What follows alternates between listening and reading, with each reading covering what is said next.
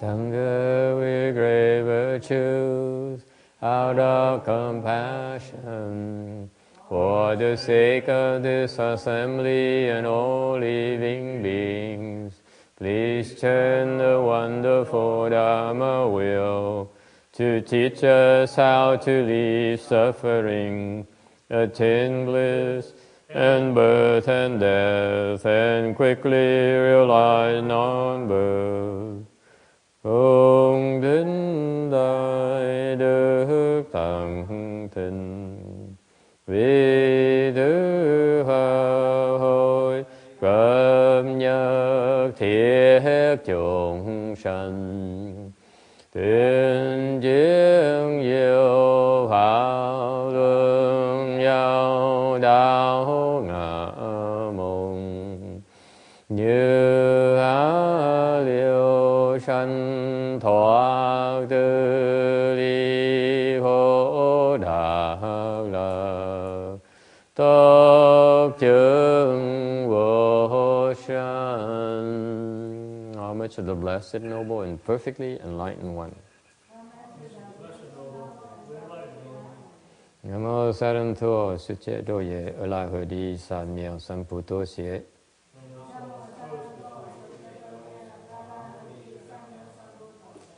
Namo Tạc Đạc Tha Tô Già Đà Già A La Ha Đế Tam Miệu Tam Bồ Đà Tọa.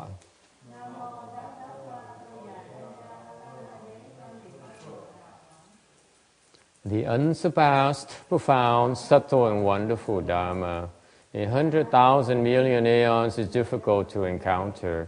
Now that I come to receive and hold it within my sight and hearing, I vow to fathom, thus come one true and actual meaning.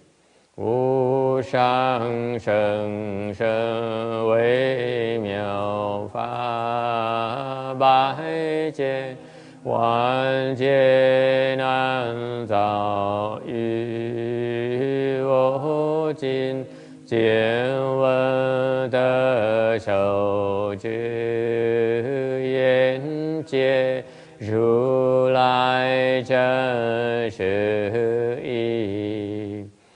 All Buddhas and Bodhisattvas, Venerable Shenhua, Venerable Shamini, all good advisors of Amitabha. Chư Phật Bồ Tát, Sư Phụ, Sang Rần, Shamini, Vị Sang Chư Sư Amitabha. Chư Phật Bồ Tát, kính thưa Hòa Thượng Tiên Hóa, Sư Cô và quý vị thiện tri thức A Di Đà Phật. Today is the 26th of February, 2012.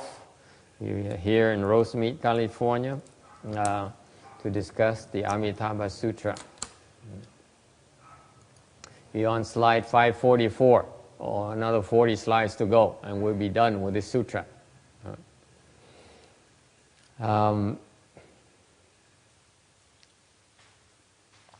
Continuing with the sutra, there's a question about irreversibility. Irreversibility is one of the features that is nice about Pureland Dharma door, một cái pháp môn tịnh độ mà rất là tốt á, là mình vãng sanh qua cõi tịnh độ thì mình sẽ được bất thối, bú tuổi, irreversibility. So the question is are there any other experience to attain irreversibility besides reciting Amitabha's name?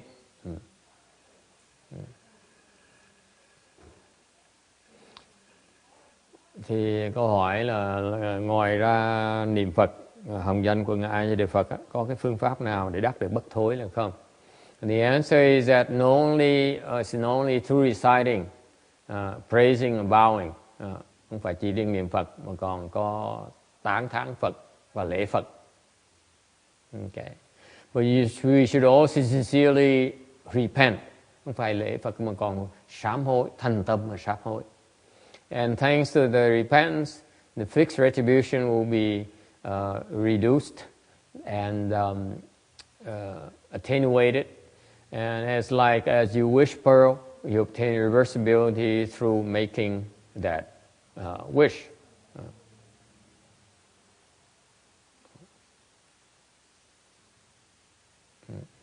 thì nhờ cái biết sám hối thì cái định nghiệp đó nó sẽ được chuyển, và giống như là được những cái viên ngọc như ý đó, mình sẽ đắc được bất thối theo ý.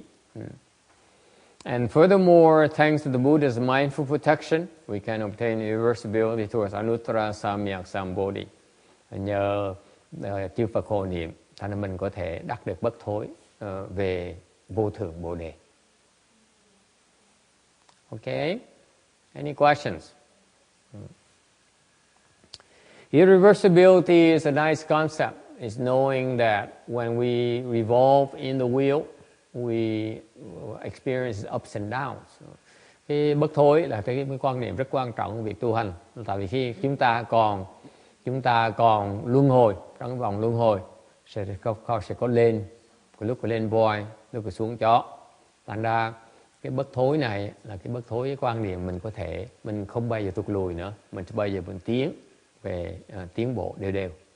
Okay. All right. 5:45. Ding ye. What is fixed retribution?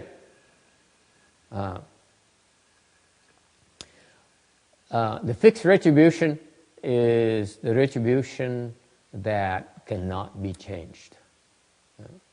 Cái định nghiệp là cái nghiệp mà không thể chuyển được.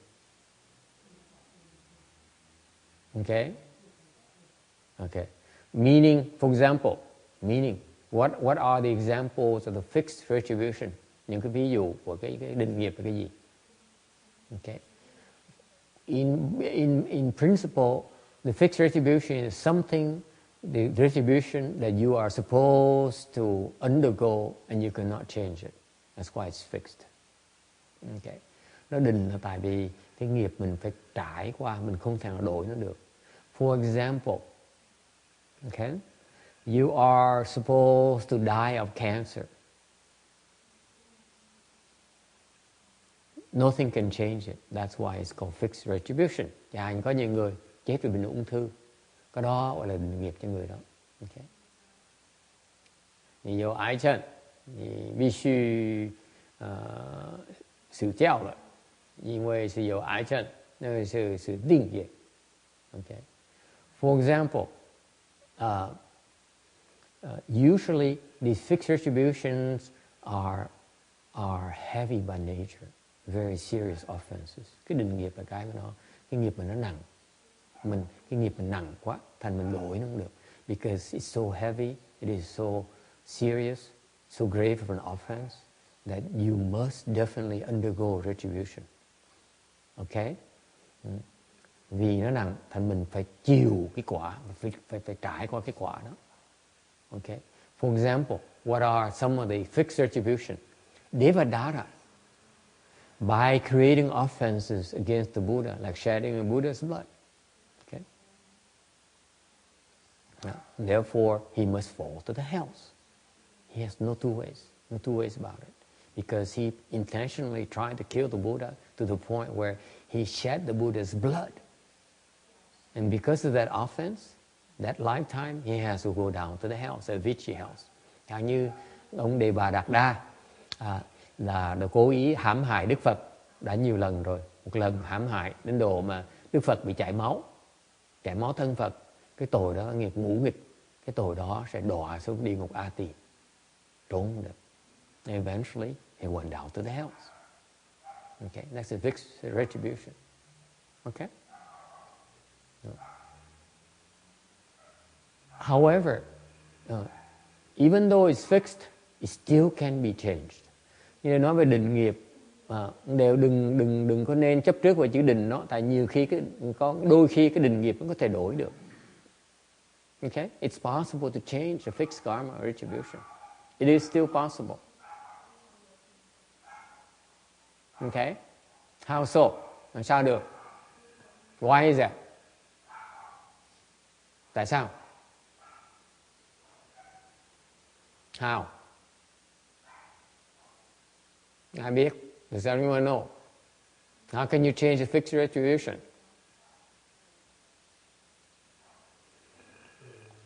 You don't know, yes. Make it the Pureland. Trốn về cõi tịnh độ. Run away to the Pureland. Okay? It's very logical when you think about it. Okay? It's fixed because it's like a train coming towards you, a freight train coming towards you. Okay? The force is so incredible.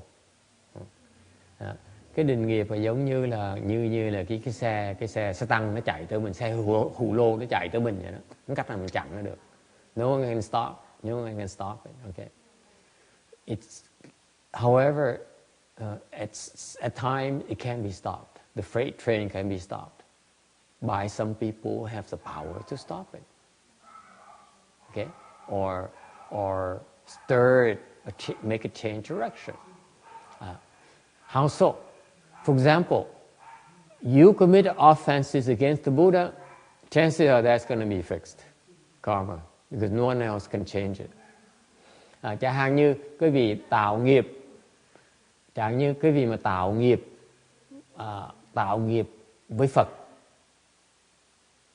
tạo ngũ nghiệp với Phật, ai mà có sức mà đỡ quý vị bây giờ?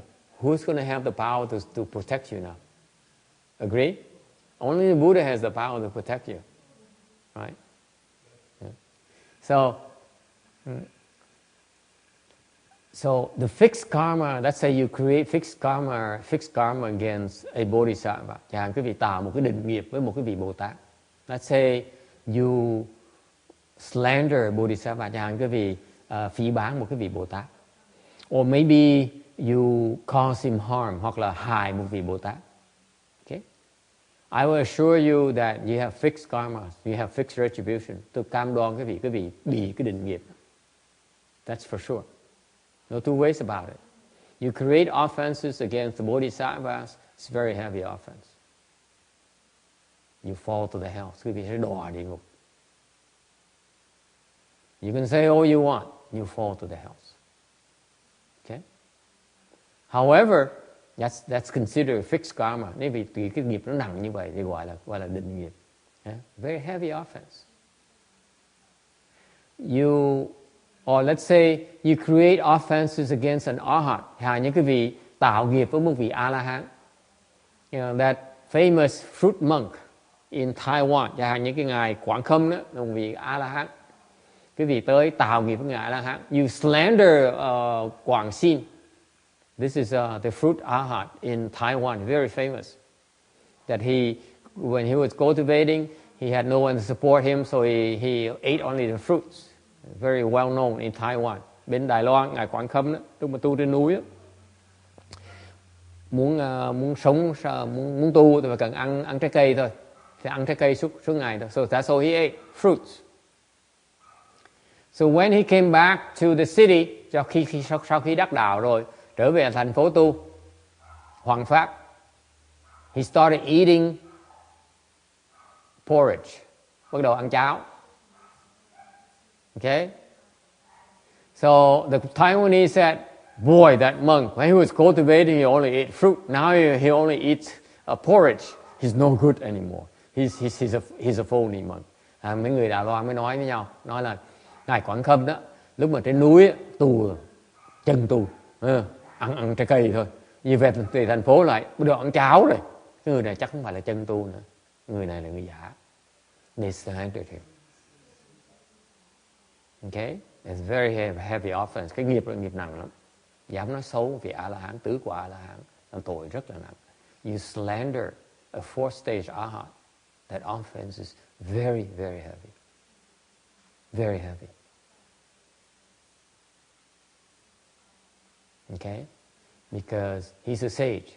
And you not only are slandering a sage, you're also creating doubt and skepticism in other Buddhists. That they rendering them incapable of believing in a sage, a Buddhist sage. Cái tội nó nặng, người ta không phải riêng quý vị chỉ phỉ báng một cái vị A-la-hán không, mà quý vị còn khiến những cái Phật tử khác nghe lời quý vị thành phát cái lòng nghi ngờ một cái vị thánh nhân bên Phật giáo. Tội nặng dễ sợ lắm. This is a very, very heavy office. Extremely heavy. Okay? You will definitely incur a fixed retribution. Chắc chắn quý vị sẽ bị cái định nghiệp. For sure you fall to the hells. Quý vị chắc chắn sẽ đọa địa ngục. So far so good? Okay? Làm sao cứu bây giờ? The Arhats probably are incapable of helping you. Người A-la-hán giúp quý vị không nổi đâu. But the Bodhisattvas can. Nhưng người Bồ Tát có thể giúp được. Because the Bodhisattvas has the power to overcome the fixed retribution at the level of an Arhat. Tại vì các Bồ Tát, các ngài có đủ sức để giúp đỡ chuyển cái nghiệp nặng nề của cái trình độ người A-la-hán. Các ngài Bồ Tát còn có sức mà làm được. Is that clear? And that's why fixed retribution karmas is not necessarily fixed. It can be still changed, but it's very, very difficult to change. Tôi nói tóm lại, cái định nghiệp á, nó mặc dù là định những điều thiệt ra, nó vẫn nó có thể chuyển được cái sự chuyển của cái định nghiệp nó cực kỳ khó khăn. Is it clear? All right?听得懂吗? So it's fixed because it's very difficult to change. 非常难的. Okay. All right. 544.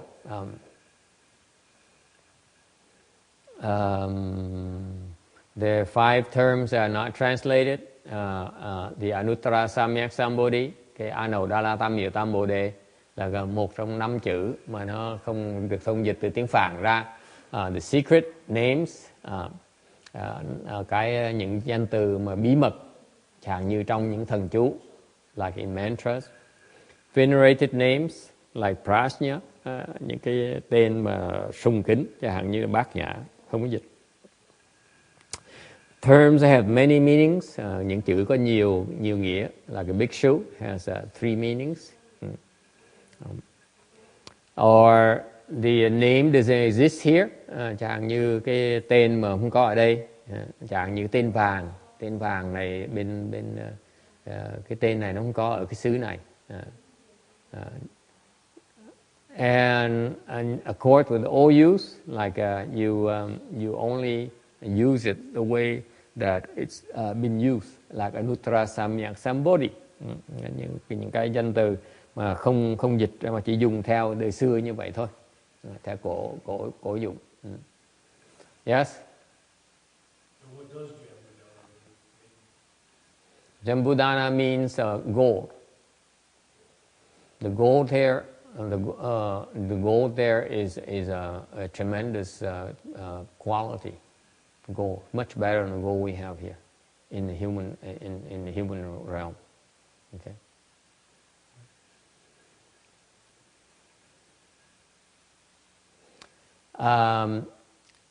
Another question, 546, 546. And the question is, will be born. If you will be born now, it makes sense to make a vow. But why are to be born now? The question is now versus future. Cái câu hỏi là sao mình cái sự khác biệt giữa bây giờ với tương lai nó ở chỗ nào? The answer is now has 2 meanings. Cái bây giờ nó có 2 ý nghĩa. Neglect the vow this lifetime, will be reborn this lifetime. Nếu quý vị lập nguyện kiếp này thì sẽ có thể đắc được vãng sanh kiếp này. And number 2, at the kasana level, there are 90 kasanas in each thought. Trong về cái sát na đó, về cái phương diện phát sát na thì có 90 sát na trong một cái tư tưởng. Each recitation is a cause for rebirth. Therefore, recitation after recitation continually plants the seeds for rebirth. Tại vì mỗi lần niệm Phật như vậy, mình trồng cái nhân để sau này đắc vãng sanh.แต่nếu như niệm Phật, tiếp tục niệm Phật như vậy, thì mình cứ liên tục mà trồng những cái chủng tử để sau này đắc vãng sanh. The more vigorously you recite the Buddha's name, the bigger and the brighter the lotus flower grows in a lotus pool of Western Bliss Pureland. Quý vị biết không? Mỗi lần quý vị niệm Phật thì một cái hoa sen mà đang của quý vị đó ở trong cái hồ sen đó, nó càng ngày nó càng to ra. And the more lax you are in our recitation, the quicker the flower will shrivel up. Và ngược lại, nếu như mà càng ngày càng lười biếng, không niệm Phật nữa, thì cái hoa sen nó bắt đầu nó héo, bắt đầu nó thu hẹp lại, thu nhỏ lại. Okay. And so the response is proportional to your level of vigor. Thành ra cái cảm ứng á, nó tương ứng với cái thành tâm của quý vị, với cái tinh tấn của quý vị. Yes.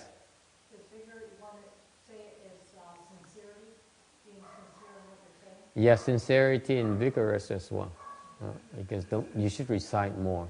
The more you recite, the bigger the lotus grows. That's bottom line. The less you cite, the quicker it shrinks. That's the rule of thumb with Amitabha. You recite, then it grows bigger. You get more. You have a bigger, a nicer place to stay. If you are lazy, then your house is not worth a lot of stuff. Not worth a lot in the Pure Land. Okay. Nghĩ phải nhớ như vậy, phải lo niệm Phật đi. Tại niệm Phật mà càng niệm Phật càng nhiều thì cái hoa sen càng ngày nó càng to, nó càng có giá, quý báu. Còn nếu cái mà cái ít niệm Phật thì cái hoa sen càng ngày nó càng nhỏ. Tại mỗi lần lúc mà sinh vãng sanh vào, nó có liên quan tới cái phẩm vị vãng sanh của quý vị. It is directly related to the grade of rebirth you obtain. Okay? Any questions? 547. What are the responses the people have experienced with the Pureland Dharma door? Kể quý vị một vài câu chuyện về những cái người mà có những cảm ứng.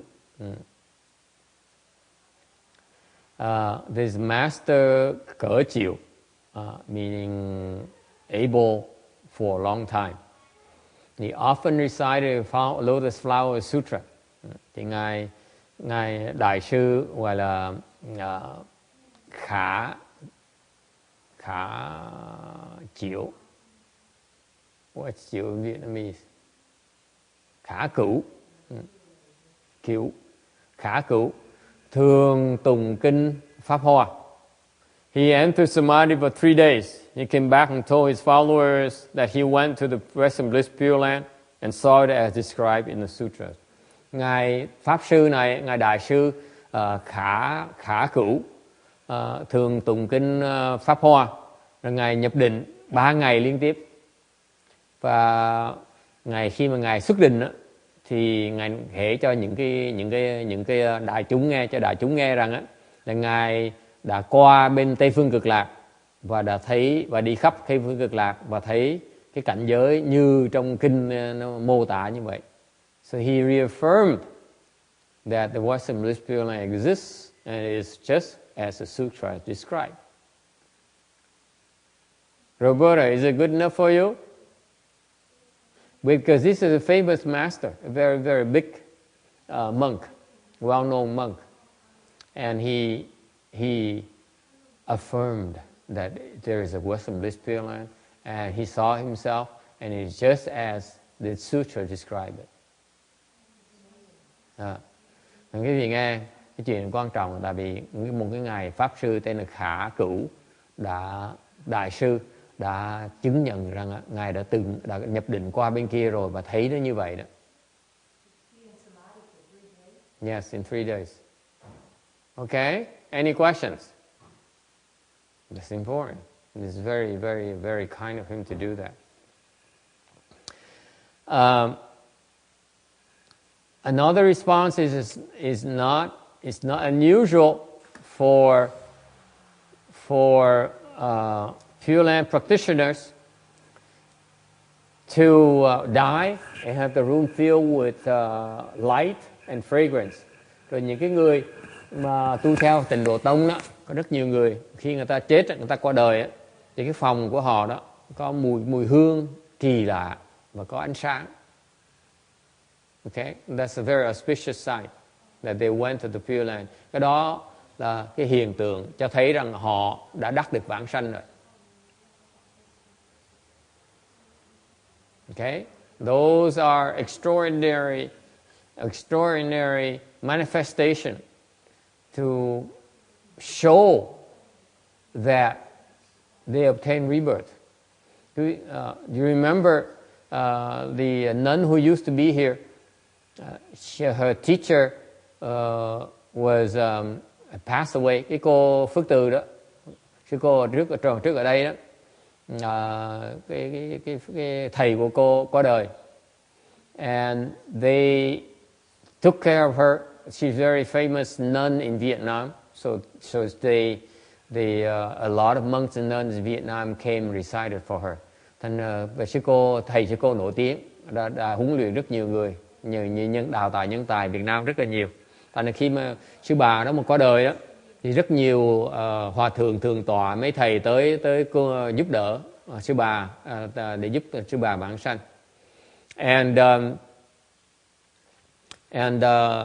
So that nun here, Phước Từ, she figured that since all the big shots are taking care of her teacher, she has nothing to worry about. Thành cô Phước Từ mới nghĩ là có biết nhau hòa thượng thường tọa mà lo hết rồi thì có gì đâu mà lo nữa, là chuyện xong rồi. And she ignored the fact that her teacher would manifest in her when she recited the Buddha's name every morning. She would see her teacher sitting very upset, looking very upset with her, and coming at her. Lúc mà Phước Từ mới kể rằng là 3 tuần đầu là mỗi ngày buổi sáng mà ngồi mà niệm Phật, thiền niệm Phật, thì thấy sư bà đó giận dữ lắm, mà tiến tới, mặt hầm tiến tới. And she was right, she was scared, but she didn't know what it meant. Mà không biết hiểu là tại sao như vậy.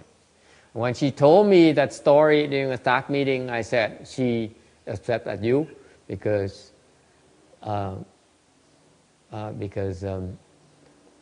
she wanted she wanted help.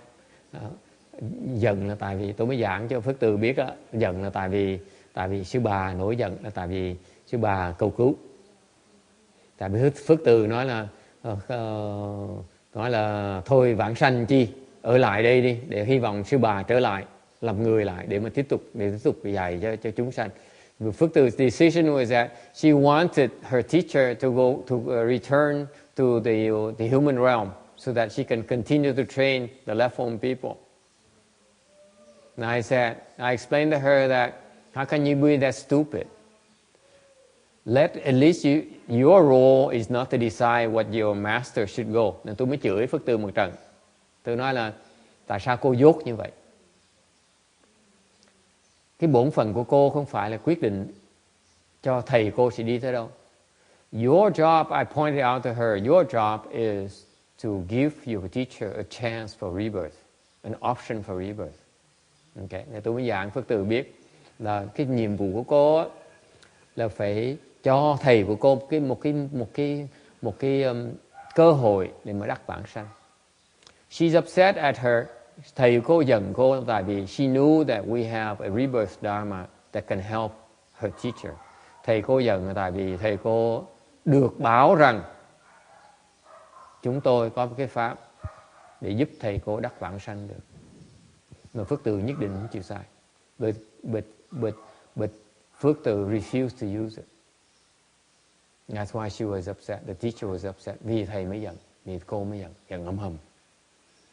So Phước Từ knelt down and cried and asked me to do the 49 day for her teacher. And Phước Từ mới quỳ xuống khóc lắm, mới năn nỉ thầy giúp đỡ thầy của cô, năn nỉ tôi giúp đỡ thầy của cô để đắc được vãng sanh. Okay. And I agree, tôi đồng ý. Ngày hôm sau thầy cô không còn hầm nữa, không còn hiện ra nữa. So the following day, the teacher never appeared in when she was meditating anymore. Như vậy luôn đó. And then it didn't stop there. Nhập lạc nghe cái chuyện đó rồi phải không?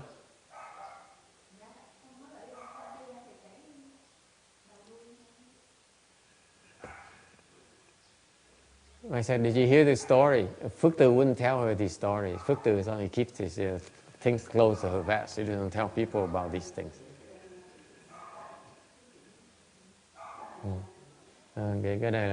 Cái này là thầy cô Phước Từ là một cái sư bà nổi tiếng ở Việt Nam đó, đào tạo rất nhiều nhân tài. Phước Từ phải học từ sư bà ra, thì có đời một cái thì hoàng tử thượng tọa là lo cho người tới tụng niệm để lo vãng sanh cho sư bà. 3 tuần đầu Phước Từ mới nói với tôi đó, thầy con qua đời rồi nhưng đều con muốn thầy con ở lại cái cõi người này, trở về làm cõi người để mà dạy cho đào tạo nhân tài tiếp. Thì mà nhất là đó là Phước Từ biết là chùa mình có thể giúp được sư bà đó, đắc được vãng sanh đó, mà nhất định Phước Từ nó thôi để thầy con trở về chứ con không dùng cái pháp vãng sanh của chùa này đâu. Thành mỗi ngày mà ngồi thiền đó, buổi sáng 6 giờ sáng 6 giờ sáng mà ngồi thiền đó, ta thấy sư bà mặt hầm mà xông tới. Phước Từ hoảng ngày nào cũng bị dí hết đó. Mặt hầm mà sư bà hầm. Cái xong rồi cái ngày tuần thứ 3 tuần rồi mới tới họp cái chùa đó, mỗi cuối tuần có họp cái chùa. Hồi trước có họp chùa, bây giờ không họp nữa. Bây giờ không có ai để mà họp nữa. Đứa con có nhiều người còn họp thì bây giờ mới nói kể cái chuyện với tôi đó, là bỗng nhiên mỗi ngày để thấy sư bà mặt hầm giận dễ sợ lắm. Rồi tôi mới cười, tôi nói là tại vì sư bà cầu cứu đó, tại vì Phước Từ quyết định đó, là sư bà muốn ở lại làm người, mà tôi nói cái đó đâu phải chuyện của cô, đâu phải quyết định của cô đâu, nhiệm vụ của cô là phải cho thầy của cô cái cơ hội để vãng sanh, để bà quyết định chứ không phải quyết định của cô. Phước Từ mới quỳ xuống lại tôi, xong rồi nói là năn nỉ tôi là làm cái pháp 49 ngày cho sư bà. Tôi đồng ý một cái, ngày hôm sau không còn giận nữa, không còn hiện ra nữa. Dễ sợ như vậy. Thì tại vì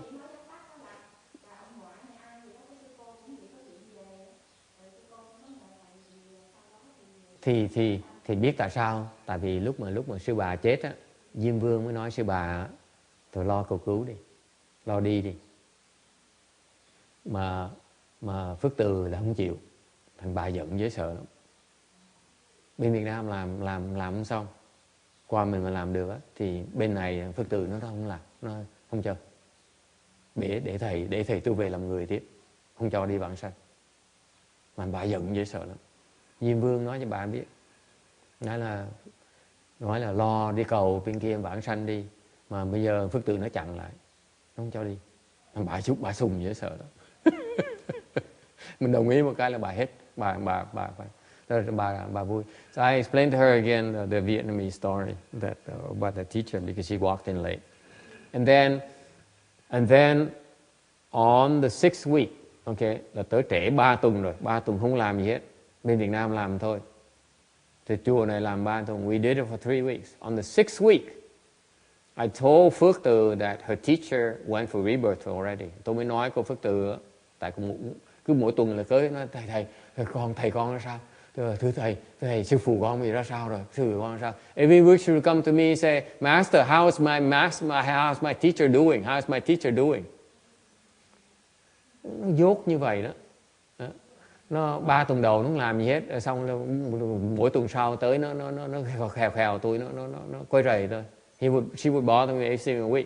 So on the 6th week, 6 tuần sau tôi mới nói Phước Từ, tôi mới nói Phước Từ, bà đi rồi đó. So I informed on the 3rd of 4th, I don't remember 3rd or 4th week, tôi không nhớ nữa. Tuần thứ 6, tuần thứ 7 tôi không nhớ, vì lâu quá tôi quên rồi.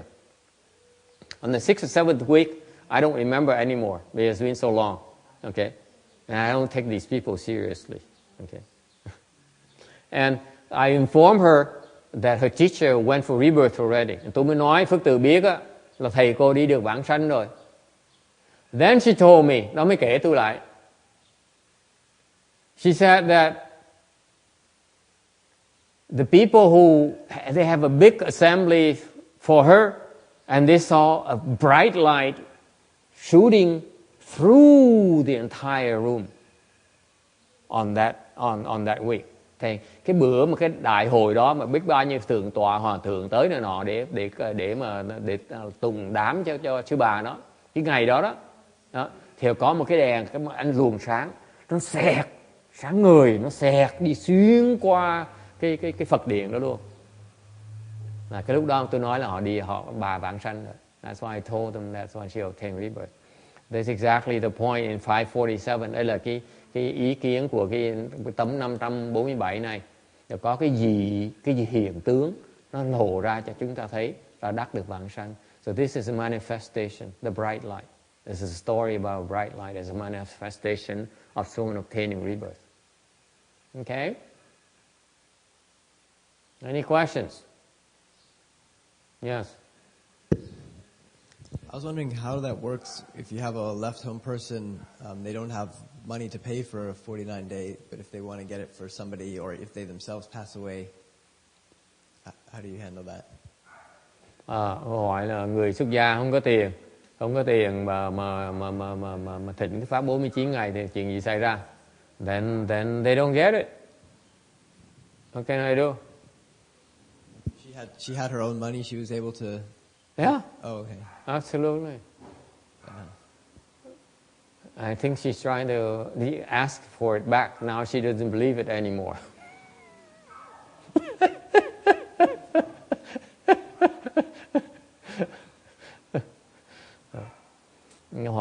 hỏi là người xuất gia không có tiền sao mà đi? Tôi nói không có tiền, không có thịnh được cái pháp thì không có đi được.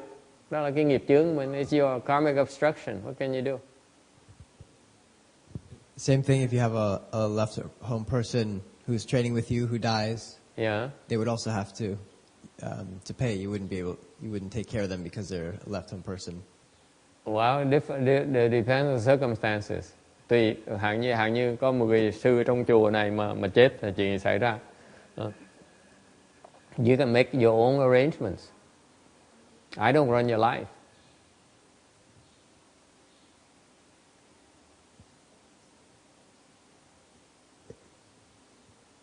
I don't volunteer things.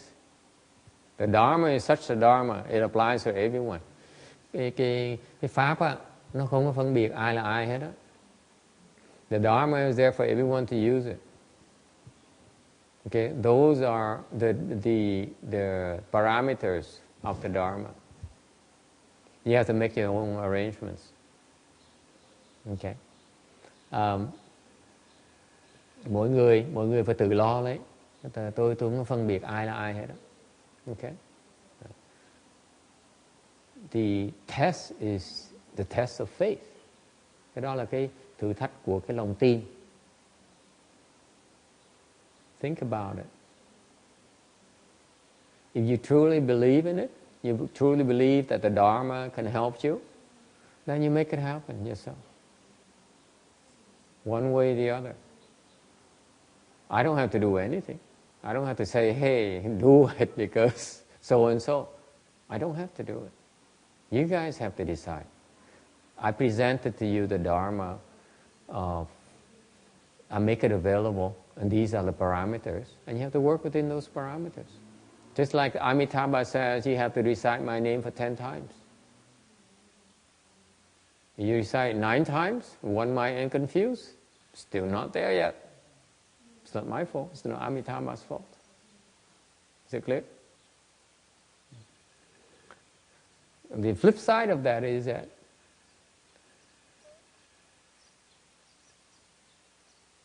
do you think that rebirth of the Pure Land is worth only that much? Have you ever asked yourself that?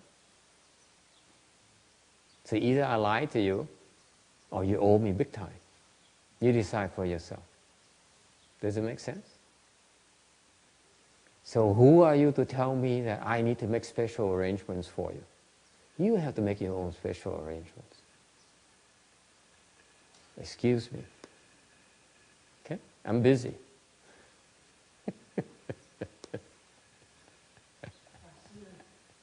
Have you translated Amy about this thing? Because I insulted people. I just insulted people. You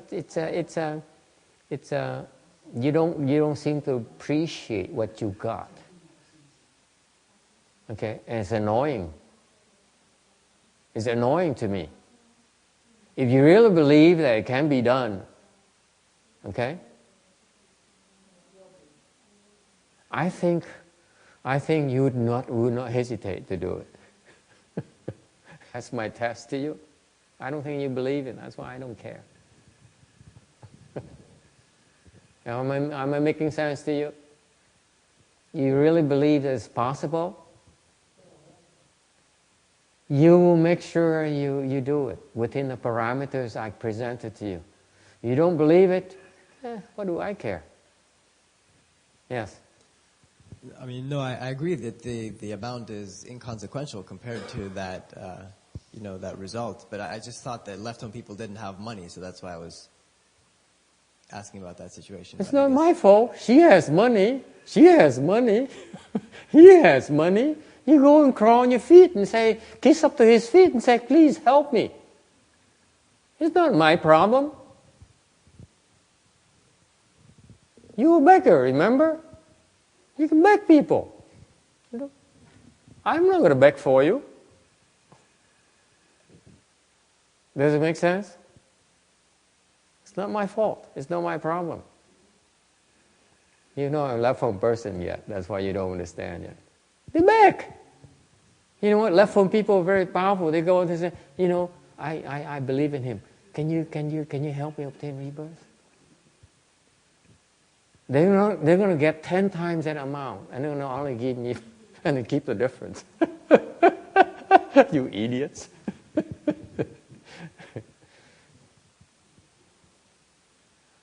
Left-home people are very resourceful. Trust me. If they believe it, they see the inside story, they know all the inside story. I don't worry about them, trust me. I don't worry about left-home people at all. I worry about folks like you who don't have the details yet.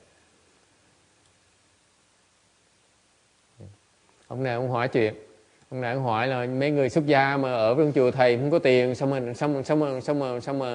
mà thịnh cái pháp 49 ngày này. Tôi cười, tôi nói vừa phải thôi á. Nếu như mà tin á, người xuất gia mà quý vị mà tin á, quý vị kiếm đủ cách mọi phương tiện mà thịnh chứ đâu có. Người xuất gia họ khôn thế mà khèo một cái quý vị là cúng cho họ ngay lập tức. Người xuất gia đâu có khờ như vậy. Quý vị mới là khờ chứ mấy ông thầy mấy cô là quá quỷ quyệt. Chắc mấy mò thiếu tiền, đúng không?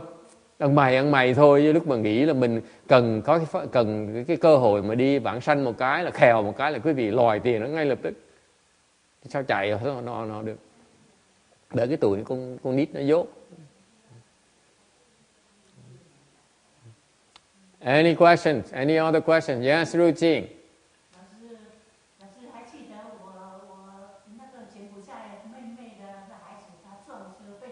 对。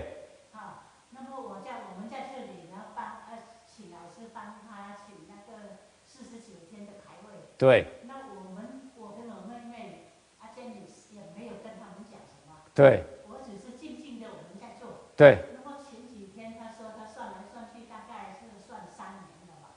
对。要3年了。对。那么他就告诉我，他说又给人家看了，他已经去到那很好很好的地方了。对。我说那时候我不告诉你们，就怕你们不相信。不相信的时候，你们心里面要问我什么什么等等，你们要校验。对。所以我就不讲，现在我才跟他们讲说，我跟我妹妹2个一起帮他们做的。对。很高兴，很高兴。对对。所以我讲这件事情就是要有信心。对。对对，如果是你们没有信心，是不是我的问题啊？我的法是没有是什么分别的，你相信我帮助你们，你不相信不是我的问题。那么那那只是我们相信，那我们去帮他做。对，因为我们是他们的姨母嘛，对，那去帮他做。现在他去到那个西方极乐世界，对，妈妈很高兴，对，打电话告诉我说，他孩子去了很好很好的地方。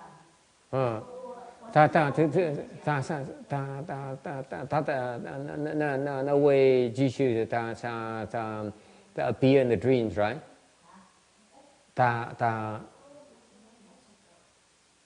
他们怎么知道？他在那边请那些得道的高僧帮看，有人告诉他的。Who? 就是那边的法师，柬埔寨那边的法师，所以他就告诉我，他打电话告诉我，他说很高兴，他没有说去到西方极乐世界，他说去很好很好地方。我说那时候我不想告诉你们呢，是我们相信你们不相信，所以我不理你们。我是在帮我的外甥。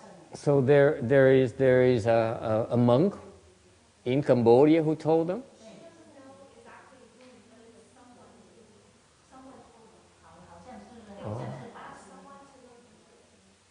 Okay. Here's what happened. Here's what happened. She says that Ru Ching here, she has a nephew. White son, sir. It's a nephew who was hit by a neighbor. He was riding a motorbike, and the neighbor's car plowed into him and killed him. He was only 23, and he's a young man. And so they went to a Cambodian temple and to ask for help to do the 49 days. And cái này là có các bà này kể, có người cháu ở bên Campuchia, Campuchia hả? Phải không? Campuchia mà 23 tuổi mà lái xe gắn máy đó. 27. And he rode a bike and the neighbor và bị người láng giềng lái chiếc xe cản chân ngắt. Thì bên kia mới tới chùa, mới thỉnh mấy thầy để làm cái lễ. And so the guy would have come back in the dreams constantly. He came back to visit his mother, to visit his siblings, right? Rồi ông đó, cái cậu đó là khi mà chết một cái là cứ tối về hiện trong mộng, cứ thăm mẹ, thăm chị, thăm em. Okay? And then he came to the neighbor's house. Tới nhà người láng giềng. And harassed him. Tới nhà láng giềng là quấy rầy họ. So the neighbor was so scared that he paid him $2,500 for his life. Tại ông láng giềng sợ quá mới đem $2,500 qua bên nhà để mà trả mạng cho ông kia, cho cậu á. Okay? Thì như vậy nó mới không tới, nó quấy rầy ông kia. That's when he stopped harassing the neighbor. $2,500, Randy. Not a bad deal, huh? I sure would like to own someone's life for $2,500. Think about that. $2,500, I would buy a lot of Cambodians. To the family. As a restitution for his life. Okay? And then he stopped harassing the neighbor. Nó mới không ngừng, nó không qua, nó quấy rầy ông láng giềng nữa. But then he would come back and still visit his mother and his own nephew. Rồi ông trở về, ông thăm mẹ ông rồi thăm cháu ông nữa. Okay? He would go and touch his nephews and say, "How are you, son? Be a good boy." Rồi thăm cháu. And then he came home and told his parents, his family, that the temple has got his name wrong.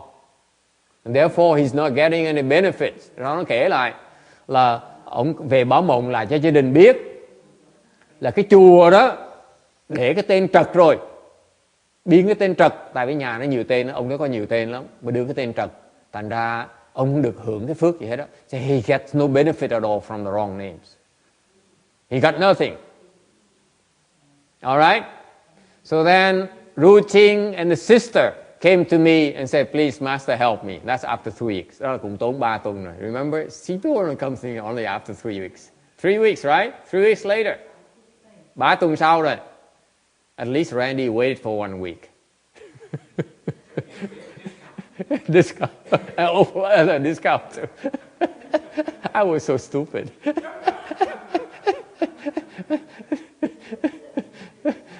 I just have to do 7 weeks in sushi stuff. I was so stupid. anyway,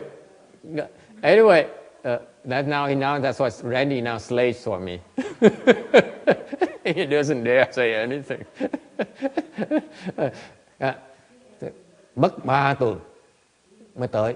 So they lost 3 weeks before they came to me.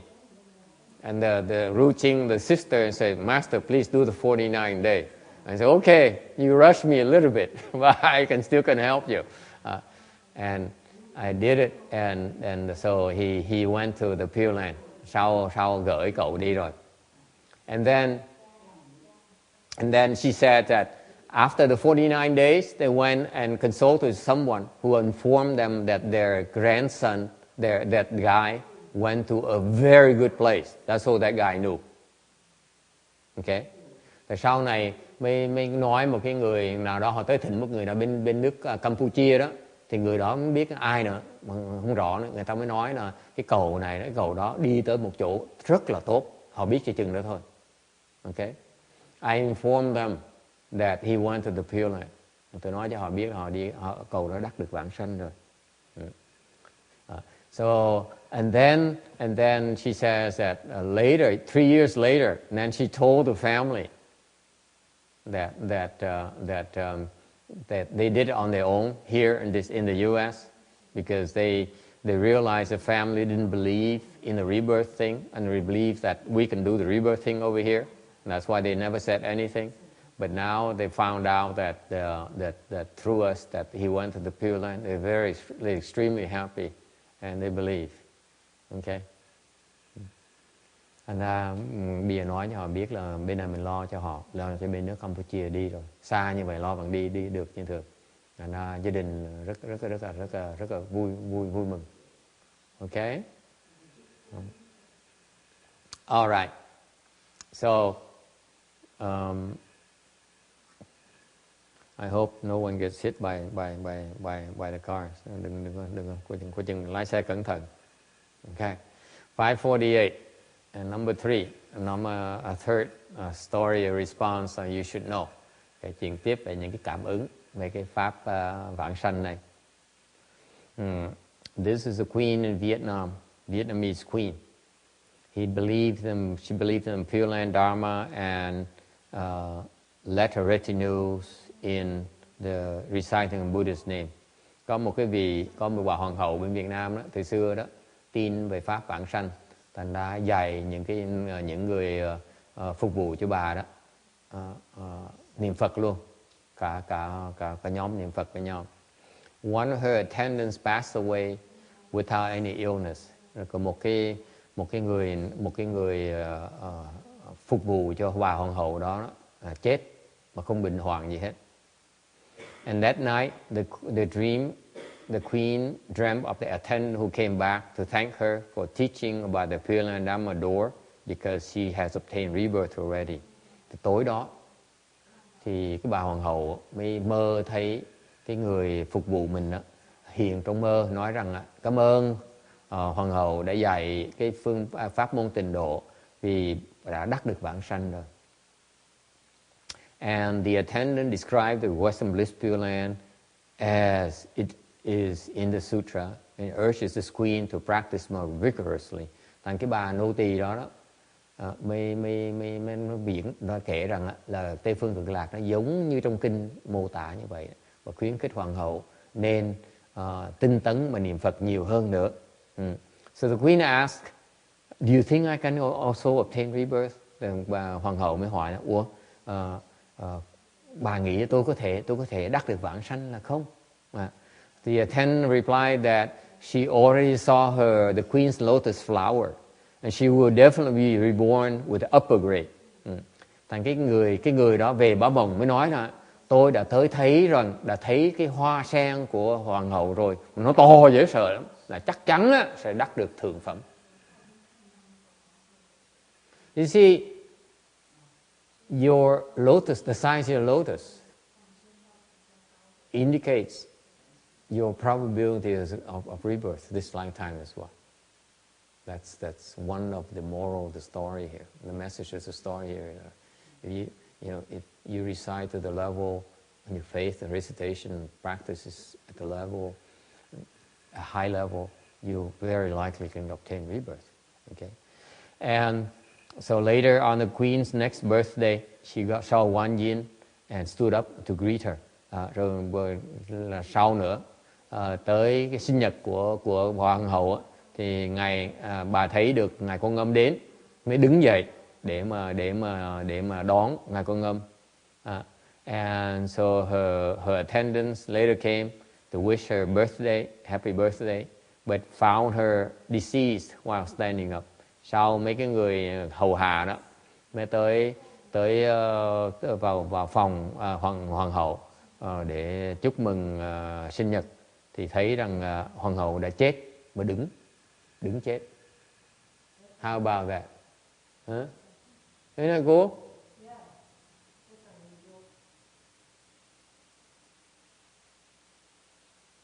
Yeah, it goes for queens as well. Hoàng hậu cũng vãng sanh được. See, we have much better chance ourselves. Đương nhiên chúng ta có nhiều cơ hội hơn nhiều. Think about it. We have a 49 day. Mình có pháp 49 ngày. Queen doesn't have 49 day. Think about it. Okay? So, you have to remember we are now slide 549 ở tấm 549. You must remember to make a vow for rebirth in order to obtain rebirth. Quý vị phải nhớ, tin vào cái pháp môn tịnh độ thì phải lập nguyện. Không lập nguyện là không thể nào vãng sanh được. Your vow creates a pull power that will bring you there. Cái nguyện của quý vị đó, nó tạo một cái sức kéo, lôi kéo sẽ khiến cho quý vị đắc được vãng sanh.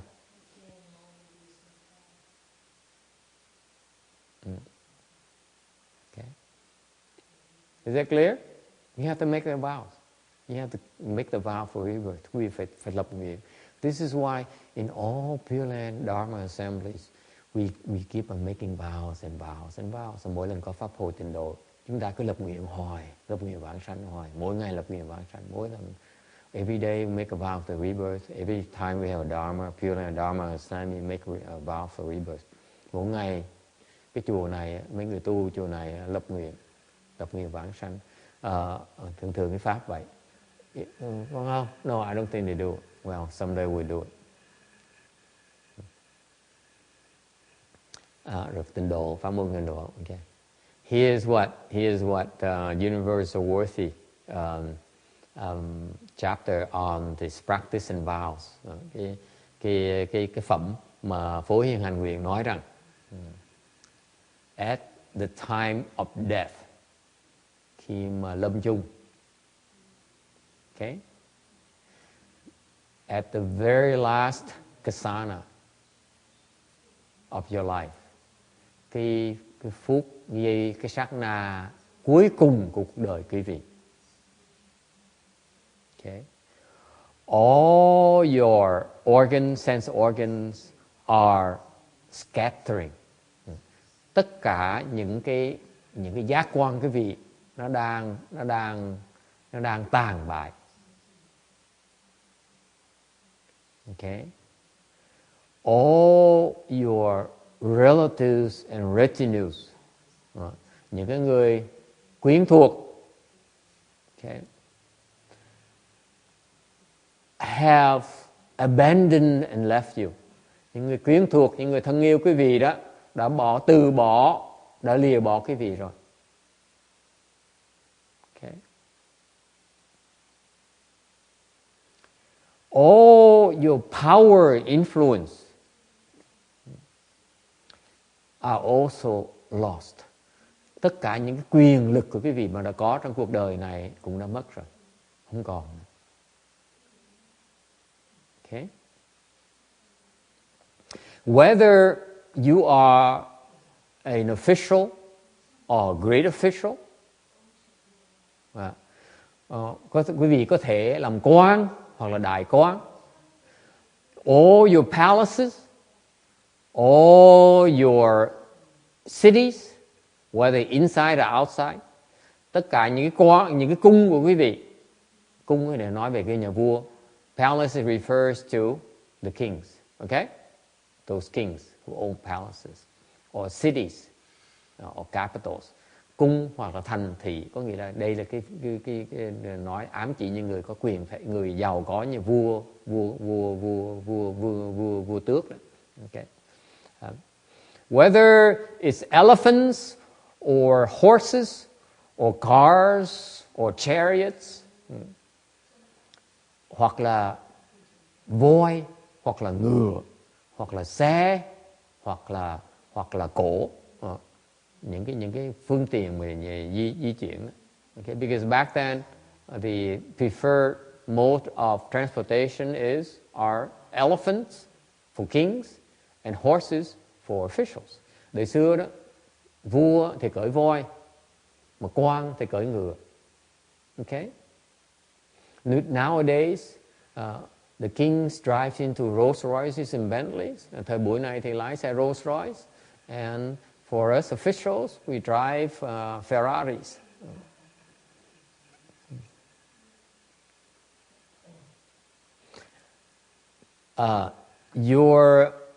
Your precious gems that are hidden away, những cái báu kho tàng, okay.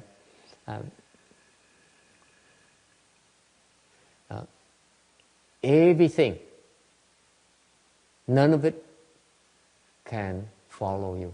Tất cả những quý báu đó, những của cải đó không thể đi theo quý vị được. Okay. Only this vow king who never leave you. Chỉ có cái nguyền vương này, cái nguyền vãng sanh này nó không rời quý vị, không bao rời quý vị. In fact, at all times will guide you forward. Okay. Và thiệt ra trong tất cả nó luôn luôn cái nguyền vương này nó tiếp dẫn chúng ta đi về tiến tới. And within a kasana, và trong một cái sát na, you can obtain rebirth. Thanks to this vow power here, we obtain rebirth to the Western Bliss Pureland. Nhờ cái nguyện lực này nó khiến cái vị đắc được vãng sanh về Tây phương cực lạc. Okay. At that time, you yourself will see Amitabha Buddha. Lúc đó, quý vị sẽ đích thân thấy được Ngài A Di Đà Phật. You also see Manjushri Bodhisattva, thấy được Văn Thù Sư Lợi Bồ Tát. You also see Universal Worthy Bodhisattva, quý vị sẽ thấy được Ngài Phổ Hiền Bồ Tát. You also see Wanjin Bodhisattva, quý vị sẽ thấy được Ngài Quan Âm Bồ Tát.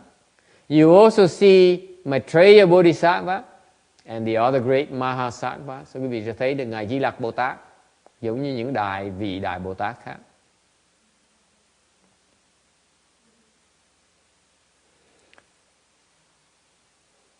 And you see yourself born on a lotus flower. Quý vị sẽ thấy mình được sinh trên một cái liên đài.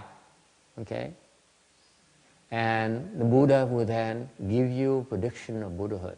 Lúc đó Phật sẽ thọ ký cho quý vị.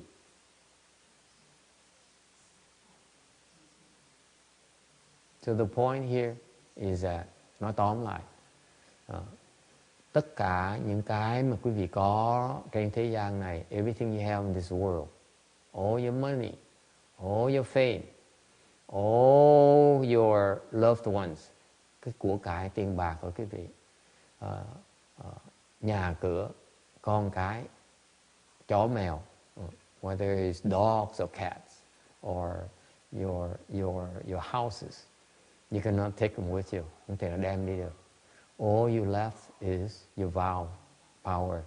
Quý vị chỉ còn được cái nguyện vương thôi.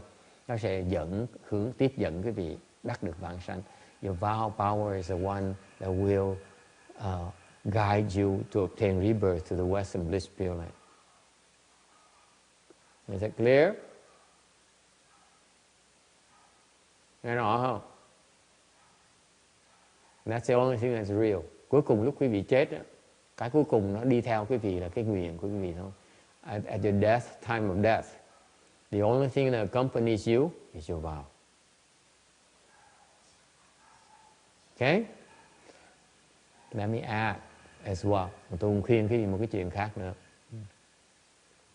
At that point in time, okay, at that point in time, for the most of us, we also, what's real then is all the goodness that we created.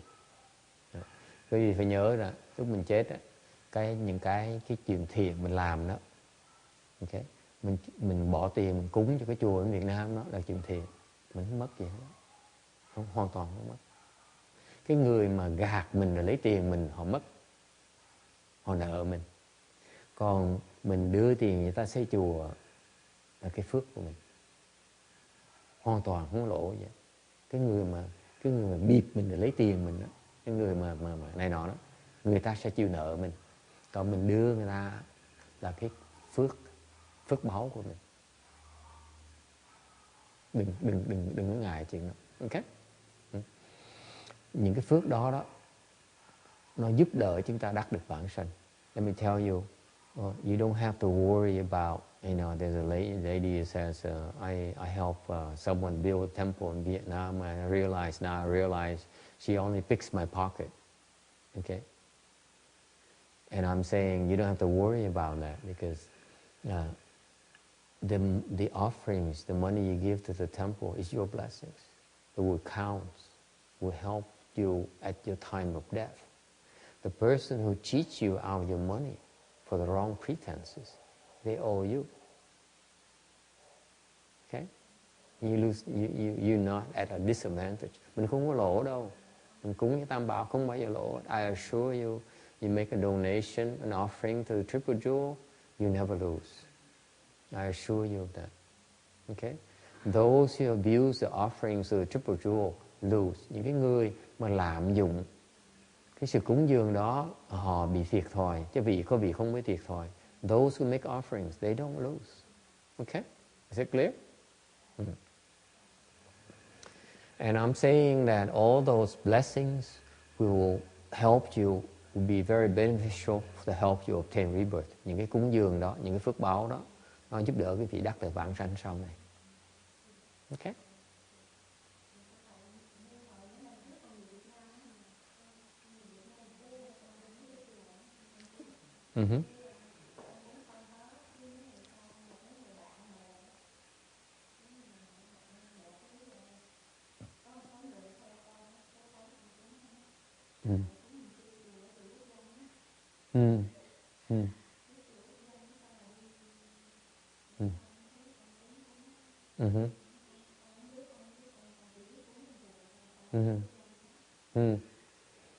She says she went to Vietnam and she made offerings to the temples, a lot of temples, and then her friends, the following day, the friends would come to her and say, why you make offerings to this temple that belongs to the government? In Vietnam, they have temples who are run by the government. China too. Not only Vietnam, China too. Like government temples. So she says her answer is that I don't know. I didn't know it was a government temple. I only made offerings to a temple. Trường hợp như vậy là nhập lạc đang cúng dường cho Tam Bảo, chứ không phải cúng dường cho chùa. Nếu như cái chùa quốc danh đó mà họ nhận cái sự cúng dường của mình đó, là họ nợ Tam Bảo, họ lạm dụng của cải đó, là họ mang tội. Mình cúng dường cho những chùa đó mình không biết, nếu mình không biết mình cúng dường đó, mình nên cúng dường cho Tam Bảo, không sao đó. Tôi cũng không biết nữa.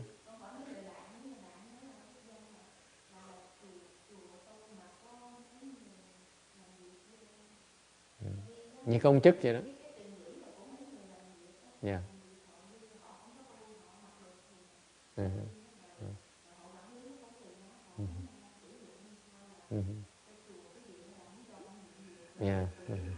Yeah.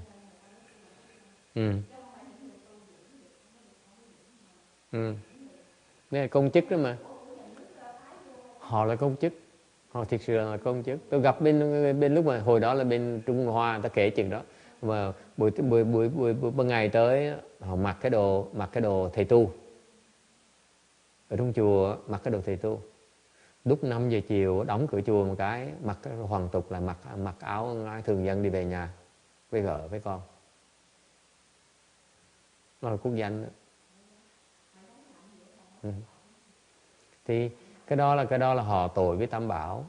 Lúc mình tới mình cúng dường mình không biết, đâu phải lỗi của mình đâu. Mình cái tâm mình tới, chẳng hạn như bây giờ quý vị chẳng cái chùa tôi tầm bậy, nếu quý vị tới á, chẳng hạn cái chùa chúng tôi chùa tầm bậy, chắc nghe đồn vậy đó chứ gì.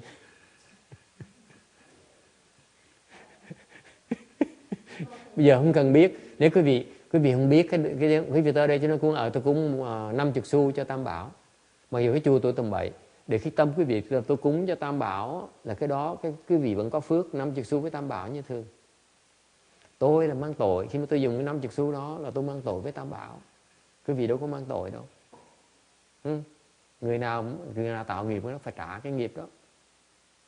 Ok. Cái Phật pháp nó rõ ràng lắm. Mình không có cái quả, cái nhân quý vị trồng là dùng cái nhân cho Tam Bảo, cúng dường cho Tam Bảo, chứ không phải cúng dường cho ông thầy tầm bậy đó. Ok. Nó nhầm như thế đó.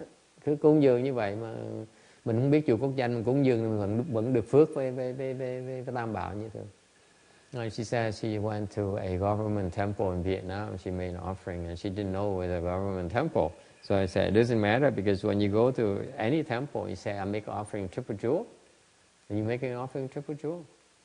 And if these people are not true cultivators or true love-home people, they use those funds, they are creating offense to the triple jewel. They have to pay themselves. It doesn't affect you at all. Your offering is still the same.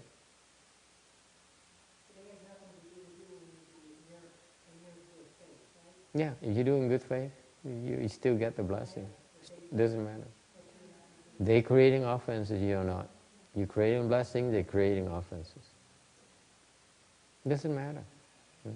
Okay?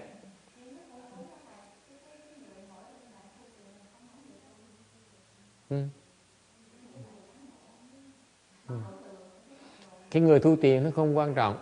Chẳng hạn như cái chùa mình á, lúc trước tôi đến Mexico thu tiền, thu mấy chuyện cúng dường, giờ tôi không cho nữa, tôi muốn Mexico đụng tiền nữa. Ok, thằng có người tài gia lo những cái chuyện như vậy, đâu có nghĩa là có mang tội gì đâu, tại vì cái chuyện mà làm việc á, ai làm cũng được. Cái quan trọng là người quyết định xài cái quỹ đó là phải người xuất gia, chứ không phải là người tại gia. Phải đại diện cho Tam Bảo. Tại quý vị cúng dường cho Tam Bảo, những người tại gia không có quyền quyết định sử dụng của những cái cúng dường đó. Một cái hạt gạo cũng có quyền không quyết định nữa. Okay? I explained to him that, when you make an offering a triple jewel, it doesn't matter who received the offering. It could be a lay person or a left home person. It doesn't matter. But what matters is the person who decides what to do with the offering. It has to be a left home person, because they are the representative representatives of the triple jewel. Only them have the right to decide what to do with the offerings. Lay people have no right to decide. Okay, and so that's how it works.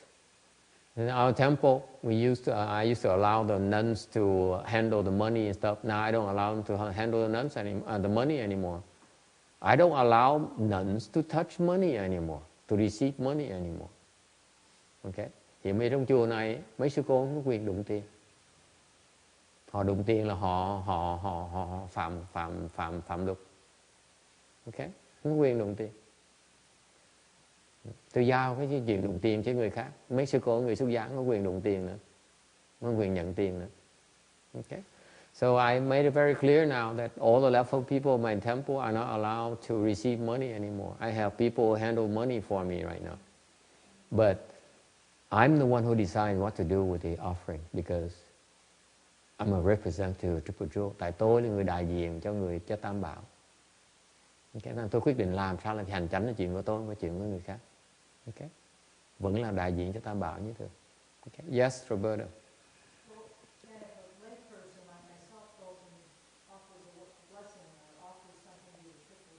Yes. No, none whatsoever. Okay? You just make offering a triple jewel. That's all you do. You create blessings for yourself. Okay? You don't worry about what goes on behind the scene. Okay? It doesn't regard you. All you want to make sure you go to any temple, you say, I want to make an offering triple jewel. Okay? You can go to any temple and you make an offering triple jewel, you have the right to do that. What do you mean by an offering? You just light an incense or you give money?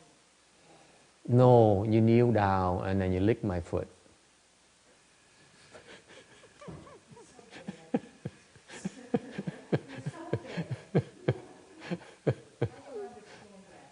You don't understand which part? The kneel down or licking? No, seriously. You make an offering anywhere to Triple Jewel. Any temple you go to. You can go to a Hinayana temple. You can go to a Vietnamese temple. You can go to a Chinese temple. You go to an Indian temple, Buddhist temple. You say, I will make an offering to Triple Jewel. That's all you have to do. It doesn't matter where you go. And what does the offering consist of? Just doing it naturally? You can bow. You bow. And you light a candle? You stop by the roadside, you pick up a flower, you come in and make an offering. Give it to the temple, that's an offering. You give 1 penny as an offering. You don't eat lunch and you give $5 to the temple, that's an offering. Okay? You pick up your tomato in your yard and you go and make an offering and you give it to the temple, that's an offering. Anything that you can take and give it to the temple is called an offering. Doesn't matter. Okay? The main thing is not about what the thing. The thing is about the mind behind that. For example, I have people who have old clothes. They're too tight now. They gain some weight, so the waistband doesn't fit anymore. So they give it to the temple and say, "Can I make an offering to you?" Okay, because I can't use it anymore. That's not a very good offering. Now we're talking different, but still an offering. Does it make sense? Okay. That's all. Offering is whatever you want to give. It's an offering. But don't use a temple as a garbage ground, as dumping ground for things that you don't want. That's not hardly an offering. It's a more dumping than offering. Okay? It's okay. Don't worry. We teach you. Just tell me how much you have. What's so funny about it? Nothing. Okay. Okay, any other question? Ai thắc mắc gì nữa không? 550. Moving along. Shariputra, just as I now praise the inconceivable merit and virtue of all Buddhas, All those Buddhas also praised my inconceivable merit and virtue, saying these words: Shakyamuni Buddha can accomplish extremely difficult and rare deeds in the Saha world during the evil time of the 5 turbidities. During the Kalpa turbidity, the view turbidity, affliction turbidity, the living beings turbidity, and the lifespan turbidity. He can attain Anuttara Samyak Sambodhi. And for the sake of all living beings, sake of living beings, proclaim this Dharma which the whole world finds hard to believe. Okay, go ahead. 如我今者征赞诸佛不可思议功德，彼诸佛等亦征赞我不可思议功德，而作是言：释迦牟尼佛能为深谙稀有之事，能于娑婆国度无着恶事、劫着、坚着、烦恼着、众生着、命着众，得阿耨多罗三藐三菩提，为诸众生说是一解世间难信之法. Này xá lời Phật, như ta hôm nay khen ngợi công đức không thể nghĩ bàn của chư Phật.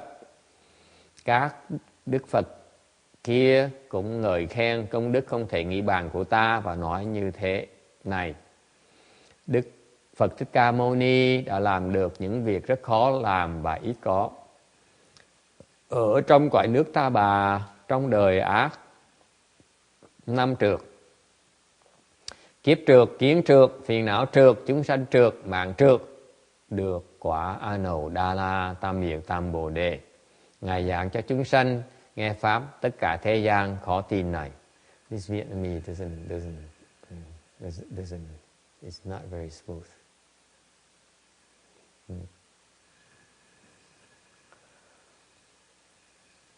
Shakyamuni Buddha, when he praising Amitabha, he's actually praising all Buddhas. Đức Phật Thích Ca Mâu Ni khi mà khen ngợi tán thán ngài A Di Đà Phật, thực ra đang tán thán tất cả chư Phật. And all Buddhas then in return praise him, stating that Shakyamuni Buddha can accomplish extremely difficult deeds. That's a general praise. Rồi các chư Phật, tất cả mười phương đều tán thán cái công đức rất khó thành tựu của ngài Thích Ca Mâu Ni. Đó là cái sự tán thán tổng quát.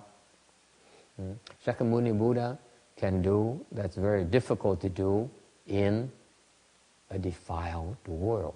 Quý vị biết không? Cái cõi Ta Bà này là cái cõi ác trượt, cái cõi rất là ô uế. Thành tu hành cái cõi ô uế là cực kỳ khó. It's very difficult to cultivate in this defiled land. Very difficult. Quý vị biết không? Tu hành ở cõi Ta Bà này cực kỳ khó.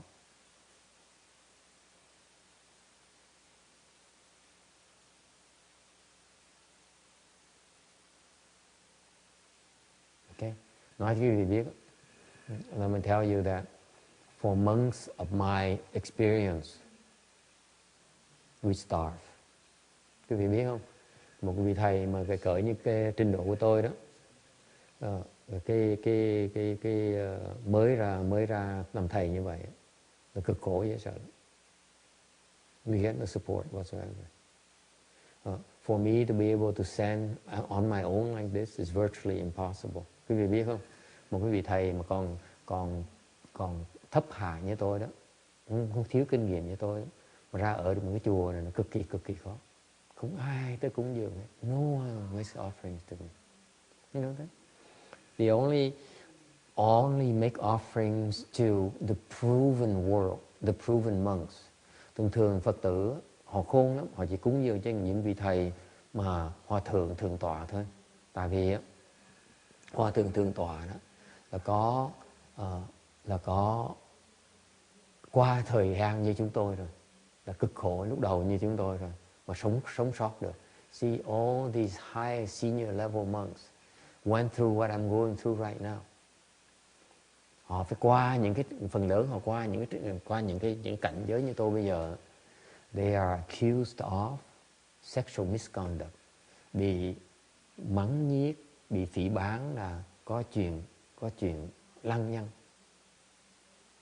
với phái nữ. Okay? They have all kinds of slanders and all kinds of criticism. Okay? Rồi bị chê bai, bị chỉ trích đủ thứ hết. Okay? And they are usually at the point where when that happens, they have no chance but run away to another state. Quý vị biết không? Người ta kể tôi, người ta nói cái chuyện mà bị phỉ báng, cái chuyện mà bị chỉ trích chê bai, chuyện rất thông thường. Thường mấy thầy phải bỏ xứ mà đi, làm lại cuộc đời xứ khác. Thông thường lắm, chuyện rất thông thường. So now you move to somewhere else and rebuild your life again where no one knows about you. When the bad reputation doesn't follow you that far yet. Tại đi chỗ xa như vậy, ta không biết cái tiếng mà nó xấu, ta còn tới cúng dường, còn có cái cơ hội để mà tu tiếp. Nó khổ như vậy đó. Okay? So this is what we go through in our training, in our career. And throughout the time, we still survive. Then we get promoted to higher level. Of course, we slave for the higher senior level guy as well. And that's when you're a proven entity. That's when they come and make offerings to you. And lúc đó thành thượng tọa hòa thượng rồi, lúc đó mới hy vọng được cúng dường. Còn cỡ như trình độ tôi, đừng có mong, đừng có ham. Xin lỗi đấy. Ok? Chuyện thông thường đó. Thành ra một cái vị thầy mà trẻ như tôi đó, là phải nương tựa vào cái hòa thượng thượng tọa sống sót mới được. You know, for a monk of my experience, of our track record, I need to depend on a senior level monk to survive. You know that?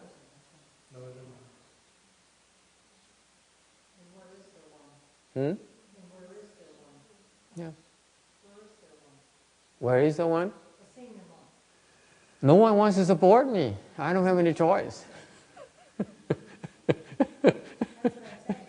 Yes.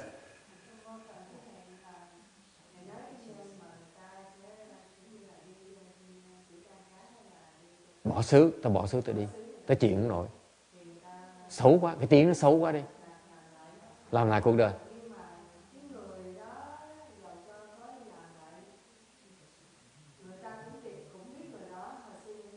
Yeah. Nhưng điều hiền khai biết không? Người ta kiếm cái xứ mà không có thầy. Thì mặc dù người ta biết thầy xấu, nhưng đều người ta kệ, chứ có thầy nào khác đâu. Sự thật là vậy đó, đúng không? Chứ bây giờ nếu như mà không nhận, mà không nuôi ổng, người ta bây giờ không bỏ ổng đi rồi, có thầy nào nữa đâu. Thành ra mình kiếm cái xứ mà không có thầy, mình tới đâu mình ở. Nó khổ lắm.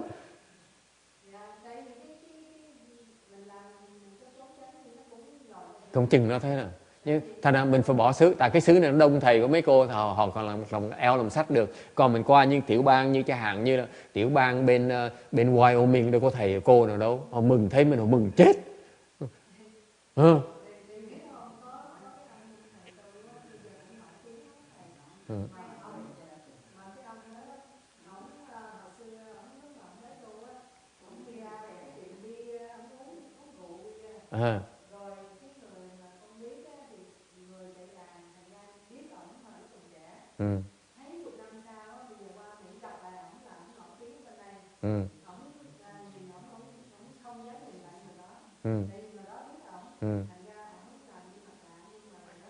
Thì cao hạ, cái hệ thống là cao hạ thôi. Tại những người thầy á, mà thường trong cái thời gian này của thầy á, họ bỏ cuộc hoặc là bỏ xứ.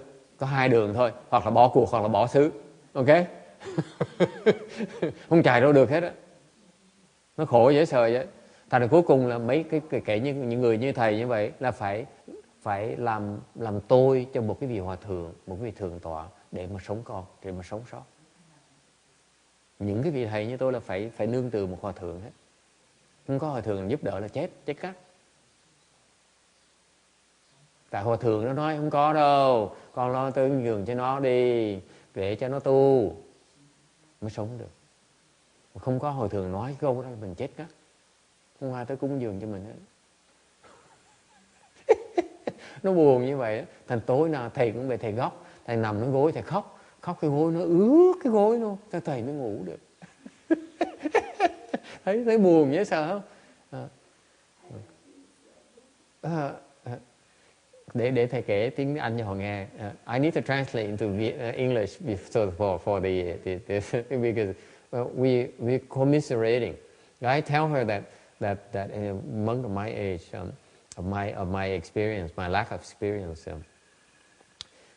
it's very tough for us because we have a bad reputation. They spread these vicious rumors around. You know, I told you that some monks are told that I got married, I returned to lay life already.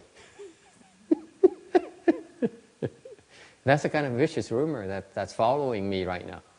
Okay, and so what happens for me, for a person of my condition, my circumstances, is that I have two choices. Either I return to lay life, okay, because I have no support. People look at me and say he's a bad monk, or I move out to another place. So Venerable Xian Kai says, yeah, I don't care, you can move as far as you want, but your reputation still follows you. I say, I agree with you, but you know what? I have an answer for that. I choose a state where there is no monk and nun there. So even though they know I have a bad reputation, but they're so happy that I show up, that at least they need to be patient with me and check me out. And that's how I rebuild my reputation, by behaving now in a way that's counter to the rumor that follows me. Okay, so I still have a second chance. But it has to be very far away, like Kamchatka or Alaska somewhere, near the frontier region. Okay? And that's how it is for us. And then it still doesn't work. I need to have a Hershang, a senior level monk, who says, he's a good guy. Okay? I want you to come support him. Then I have a chance to survive. That's how tough it is. And that's why the Buddhist disciples are very astute. They said, let me watch you, see how far you can survive, how long you can survive. Once you made it to a high level, then you're for real. Then I come make offerings to you. Until then, good luck. Okay? And now Venerable Xian Kai says, but you know, he knows of a monk in Vietnam who used to go to a beer bar. Okay? And how does she know that? Because the waiter at the beer bar knew her personally, so he told her about that monk. Now the monk came to the U.S. He became very, very famous, very senior. He's a senior monk now, and now he doesn't dare look at that waiter anymore. It's a very tough business. My world is extremely demanding. We're beggars. They give us nothing, okay, and they put us through so many ringers to see how committed we are. If you survive, eventually you make offering. You don't survive, there's plenty of others. Our society is built on making vicious rumors and doing non-nice things to people. Yeah. It's not nice. Yeah. It's more fun that way. 入境怎么样？老师，我的意思是说，不用逃避，亲子自清，着手自着。久的时候来，随清随浊都很清楚，好像他那个水一样，不怕的。She says that don't run away. Pure is pure, defiled is defiled. Eventually it shows. Doesn't matter. But you know, routine. By the time people find out, I starve already. I die of cold already.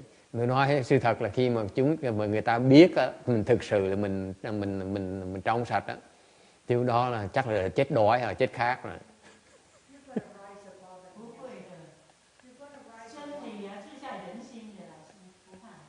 Yeah. Anyway, so that's the life of a monk. Đời người xuất gia nó khó, cái vị tưởng không dễ như cái vị tưởng đâu. Nó khó dễ sợ lắm.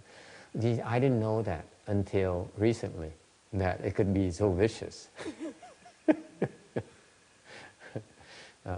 You know, if had I known, to tell the truth, had I known, I would have belonged to a group already. I wouldn't be on my own. Sự thật nói cái vị nghe đó, nếu tôi biết cái chuyện nó tới, ngày hôm nay cái chuyện nó xảy ra mấy tháng tôi biết đó, nếu tôi biết trước đó, là tôi đã thuộc một cái tăng đoàn rồi, tôi không ra một mình đâu. Nói thiệt á. I would tell you the truth. If I knew what I know today, the last few months, I would have belonged to an association, Buddhist association, under Hershang, under a senior monk. I would not be on my own. Trust me. Okay? Tôi đã biết như vậy, tôi đã phục vụ cho một hòa thượng rồi, tôi không ra một mình đâu. Okay? I would have bend my knees and lick at another senior monk's foot. Tôi sẽ tới liếm chân một hòa thượng khác. I need to do it for 20 years and then I'll be okay. Tôi chỉ cần liếm chân 20 năm mà tôi sẽ sống còn. 20 years. Takes about 20. You have to belong. You have to have the umbrella, be under the umbrella of someone in my work to survive. My master is very... Ông thầy của tôi, Ngài Tiến Hóa, Ngài rất đặc biệt. Không cần ai hết. Còn không có bao nhiêu người thầy làm được như vậy. There aren't many monks who are like that. Aren't many monks. They'll make it. Because all it takes is someone who says, he has a wife, he has a girlfriend. You're done. You're done. Cái gì biết không? Không cần đúng là không cần thiệt hay là sai, chỉ cần nói phao một cái tin thôi. Ông thầy này có vợ, ông thầy có bồ là tiêu ngay lập tức. Không ai cúng dường nữa. I know that's a fact. Know that for a fact. Yes.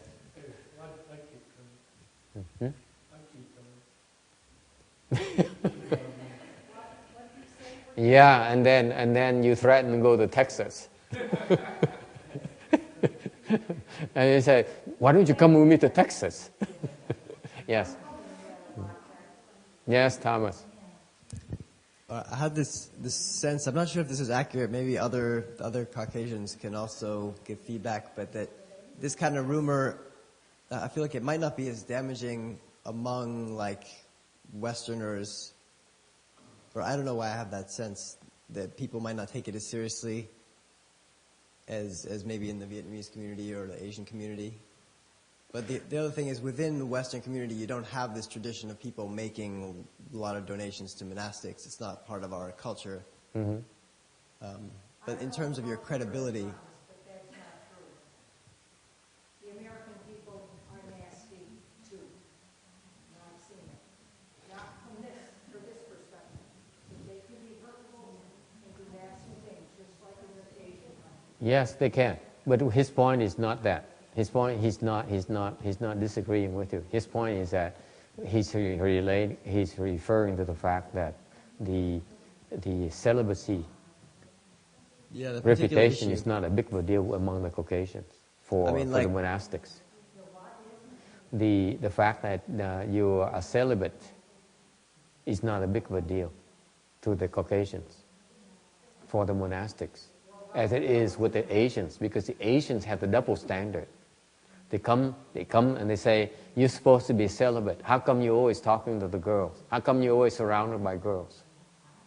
Okay? And so the Asians can have a chance to slander you right away. Because we're supposed to be celibate. And there's to have a war between us and the opposite sex. But for the Caucasian, it's not the case. Not in the Catholic Church? And the Catholic Church is a good example of what same stuff Yes. going on. Really? Exactly, same stuff, yes. It is. Mean like you can have a bad reputation, you're done? They keep on doing it and don't get the recognition, but everybody's talking about it, what I'm trying to say. But everyone is hush-hush. No, No? it's like this, Oh, I see. I see. same thing. Okay. I'm sorry to say that, but I have 4 daughters. One of my daughters wanted to do cooking for the priest, get the priest to take the house. She didn't tell me he was trying to make out with her. What? Not tell me. What? Yes, and she didn't tell. 10 years later, she says, I told you about it. I said, if you had told me, your father would have been down there and punched you in the mouth. Wow. So I'm telling you, When was she? When was that? What age was she? my husband, no, the priest. No, when she was there. How long ago is that? My was like 13, 14. And the priest who's making a pass at her? Yes. At the age of 14? 14, 15 years old, I can't tell you exactly when. Wow. She tells me 10 years later. So no, it's going on everywhere. Oh. Well, I'm glad I'm not that special. Oh. You're special, but not me. Hmm. Catholics will take a lot of heat. Hmm. They have all the prosecutions and losing all their money for this. I mean, look at the gay priests. You Yeah. know? Yeah. Gay priest, shooting. It's everything, everything. Yes, Thomas disagrees. Well, no, and I was just going to point out that I even know of Buddhist teachers, like some of these Japanese teachers that became very famous and then actually had affairs and then, kind of confessed and came out about it and then even survived that and still were able to continue teaching, and people still, they did lose a lot of people, but people still came to them and were kind of able to accept that. Mm-hmm. Yeah. Well, once you have a track record, you have something to offer, it's different. But for example, my personal case is I'm so tiny that if I lose, let's say, 10% of the people who come, that's virtually the whole temple.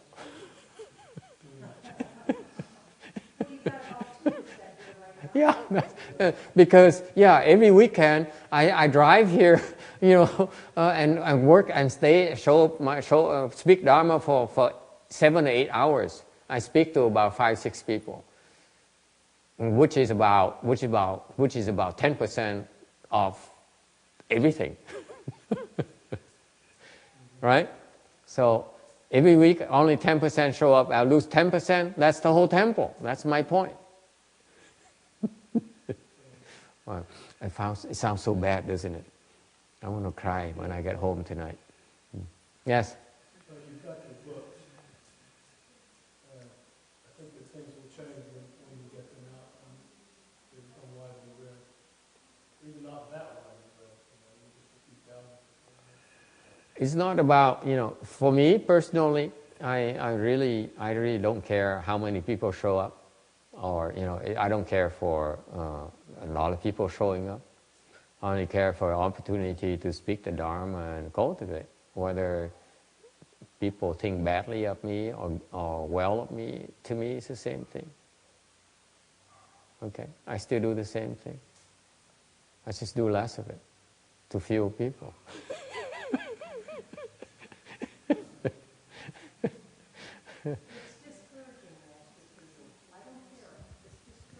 Not really, because the way I look is differently from you do. Because the way I look at it, folks, is that if I still come to work, whether it's 10 people or 2 people or 20 people or 30 people or 100 people, it's the same to me. I come here to speak Dharma. I speak Dharma to one person. I will speak Dharma. And if one day I come to the temple and no one shows up, now I know I'm done. I don't speak Dharma anymore. As simple as that. I don't worry about whether it's 1 or 10. I commit to speak Dharma when someone says, will the whatever, will the Sang, virtual Sangha, whatever. Now I'm so upset now. I can't remember how to read. If someone requests the Dharma, I have to speak Dharma. If no one requests Dharma, then I'm done. I don't need to speak Dharma anymore.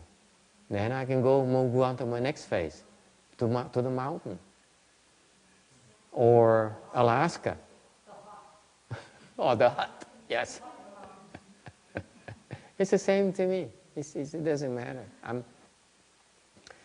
Most people, they worry about survival, and so I'm only relating to you because of how tough it is in my world. It's very tough to survive. Okay. But to me, I just go with the flow. That's all. Đối với tôi là 1 người hay là 10 người hay là 100 người nó cũng vậy thôi. Tại vì cái nhiệm vụ của tôi là nói pháp.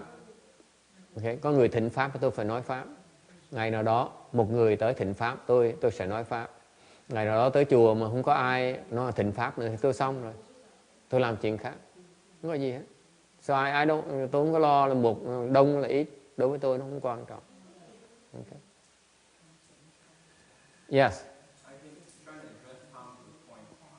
The point is that in Mahayana Buddhism, the left home dharma is to cut off your ignorance. It's really about taking desire. So when you said that, other practitioners,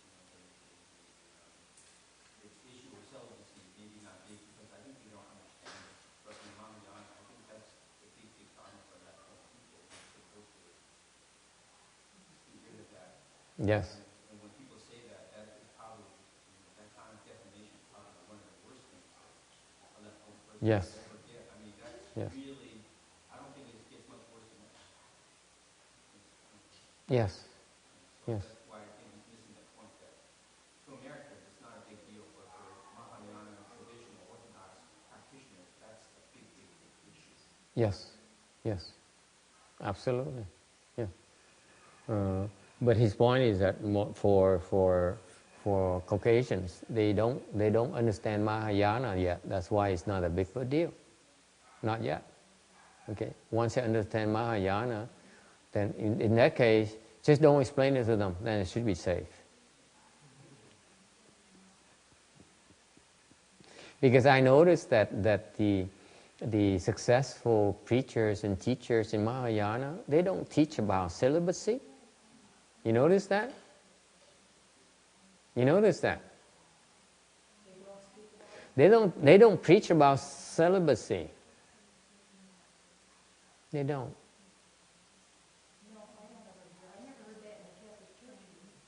Okay?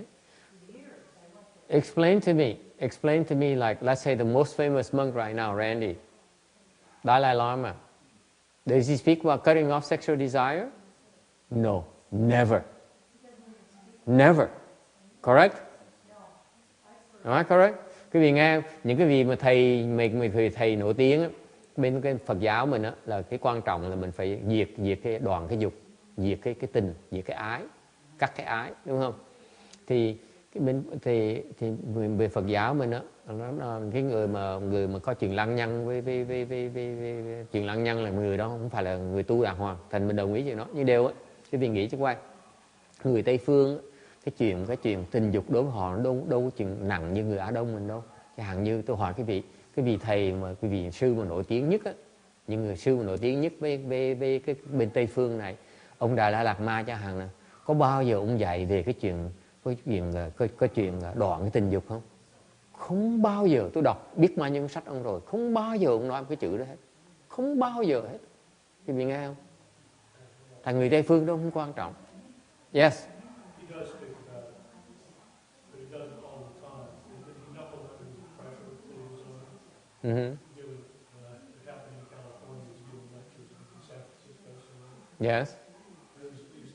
he used to condemn homosexuality and all kinds of such things. Uh-huh. They gave him such a hard time. People were organizing tours to say you can't do that anymore. That's right. That's right. Right. Right. What I absolutely, it's a lot of money, Randy. $75 per ticket. You know that? It's a lot of money. And I went to the Pasadena Auditorium Convention Center. It's filled up. Okay?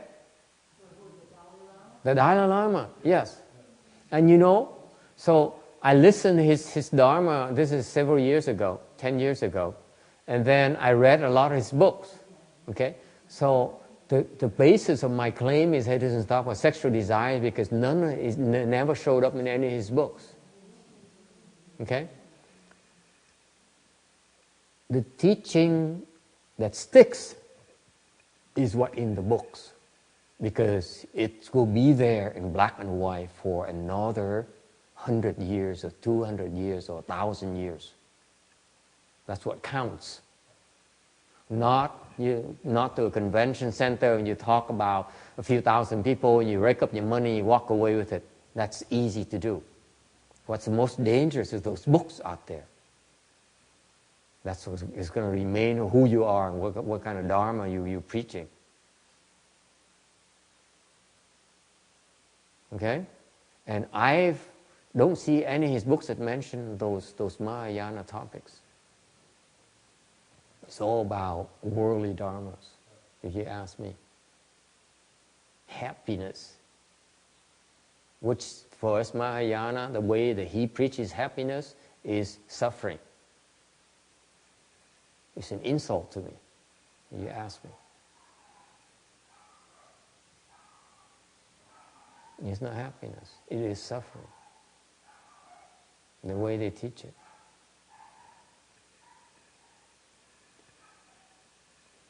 Thành ra ông Đà Lạt Ma là tôi để ý mấy cái sách ông không có giảm những cái pháp mà pháp đại thừa, những cái dạng như cắt dục ly ái nó không có dạy. Mà quý vị biết không, cái quan trọng á, vì nói quý vị nghe 10 người ngày có mặt ngày hôm nay đó, 9 người có mặt ngày hôm nay đó, nói gì nói cũng được như vậy. Khi mà nó thâu cái băng này để trên internet này, rồi khi mà in vào cuốn sách đó, cái cuốn sách đó mới là nguy hiểm. Tại vì 100 năm sau nữa, 1000 năm sau nữa, cuốn sách đó sẽ có người đọc. Vài chục năm nữa quý vị sẽ chết hết rồi, không ai nhớ nữa. Chứ còn mấy cuốn sách người ta sẽ đọc, cái đó mới nguy hiểm nhất. Cái đời người thầy, cái đó là trong cuốn sách đó. Cái pháp người thầy nó nằm trong cuốn sách đó. Cái đó là nguy hiểm nhất. Thành tôi để ý mấy sách ngày Đại La Lạt Ma đó, đâu có giảng mấy cái chuyện mà cắt đoạn tình dục cái này nọ, nó giảng toàn như là hạnh phúc gì tầm bậy tầm bạ không. Mà quý vị biết không, hạnh phúc mà người ta giảng, ông giảng kiểu đó, đối với chúng tôi á, đại thừa, cái đó là khổ, không có hạnh phúc gì ở trong hết. Tôi thấy toàn là khổ không, dạy khổ không.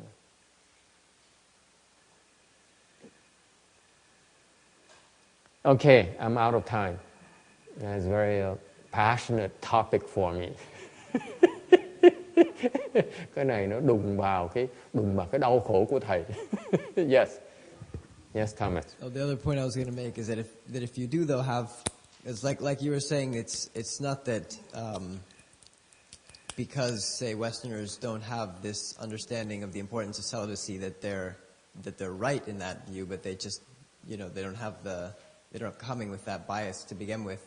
But then if you imagine people learning, if you're the one who informs people about the importance of like cutting off sexual desire, then it's harder for them to use that against you if they learned it from you, you know what I mean? As opposed to if they're coming with this idea from the outside and they're like... No, they say I'm a hypocrite. They say I'm a hypocrite. How can you be teaching about cutting off sexual desire when you are having sex yourself? I mean, with that, then you have to be. Then somebody has to just. Then your teaching loses credibility. But if somebody comes for like any amount of time and has even the smallest amount of faith in you, given that they see how your teachings work, then it's hard to see you as that hypocritical. I mean, it's like too much. I don't know. I wouldn't buy it personally. Yeah. Well, you're not normal.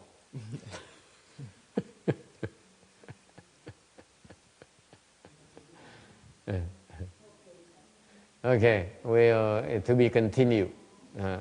Tiếp tục nói sau. Okay, and this topic's not going to go away anytime soon. Yeah.